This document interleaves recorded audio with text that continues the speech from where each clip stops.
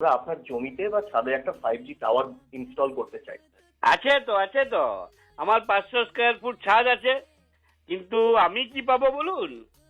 হ্যাঁ স্যার, এগ্রিমেন্টের সময় আপনাকে 2,25,000 টাকা দেওয়া হবে। বাবারি, ছাদের ভাড়া বাবদ প্রত্যেক মাসে 14,300 টাকা করে আপনাকে আলাদা দেওয়া হবে। 14,000?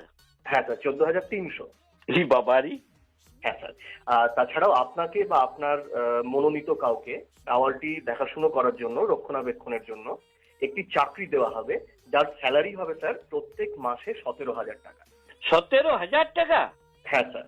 এই চাকরিটা আমি করব, কিন্তু এই কবে টাওয়ারটা বসাবেন বলুন? বাবারি, তো বিরাট ব্যাপার। আপনার ফ্যামিলির ডিটেলসটা একটু লাগবে স্যার, মানে আপনার বাড়িতে কে কে আছেন? আমার বাড়িতে ধরুন আমি আছি, আর আমার বউ আছে, আর আমার ছেলে, আর আমার ছেলের বউ। আচ্ছা, স্যার আপনি বাই প্রফেশন কি করেন? আমি টোটো কোম্পানির ম্যানেজার। তার মানে স্যার কিছু করেন না, তাই তো?